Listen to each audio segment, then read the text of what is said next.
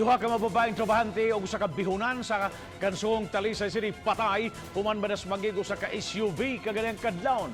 Ang mga biktima naglakaw lang unta daplin sa daan samtang padung silang trabaho. Ang driver sa SUV gikatahong nakatulog samtang nagmaneho sa iyang sakyanan. Siluan ni Rondina sa report. Dead on arrival sa Tambalanan, si Genesis Hisula human madasmagi sa usa ka SUV samtang naglakaw daplin sa daan haduol sa gitrabahoan nining bihonan sa may Cansojong Talisay.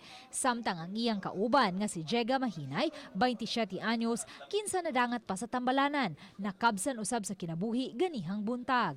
Mato ni PO1 Ruel de Tuya, traffic investigator nga padung nang muuli ang 27 anyos nga banker nga si Warren Hilliera sa panimay ni ini sa Minglanilla. Luwan sa iyang SUV alas 4 ganihang kadlawon. Apan gikatahong nakatug si Hilliera samtang nagmaneho sa iyang sakyanan subay sa Cebu South Coastal Road, hinungdan nga nadasmagan niini ang duha ka mga baeng trabahante nga naglakaw lang daplin sa daan. Nga may pagkabunal sa sila gid duha nga bunal gid sa siminto motor kay ago mo mga grabing angol sa ilang mga lawas. Nya ang usa gidari silang duha gidari diretso sa Tambalanan. Wala sad nakatulog ra jud ko. Sa akong kakapoy kay 4 naman sa kadlawon gud sumunto nakaidlip ko. Pag mata nako dinha na ho.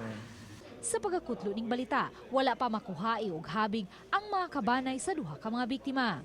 Samtang usa-usab ka pribadong sakyanan ang mikatkat sa Center Island sa may Cebu South Coastal Road alas 11 kagahapon sa buntag. Gikatahong nibuto ang ligid sa service car sa usa ka kompanya, hinungdan nga nawadan og control ang driver sa gimanihon ni ining sakyanan. Usa sa mga kahoy nga naigo natumba pa ingon sa sakyanan, apan luwas ra hinuon ang driver ni ini nga si Rene Boy Siniza. Dire ko agay sa first lane primero. Anak ko niya pag nakita mo ako diri dapit sa may kilid sa island nga bakantin duot ko. Tresera papak ko ta ko atong kwarta ba. Ana kadungog buto ba paka. Paka man ana ang kuan sa kanan natamakan akong brake pagtamak tuyok. Pagtuyok mo igo sa kahoy tong sa atubangan gani. Pagkaigo limbag na pud siya. Luan Rondina, Balitang Bisdak.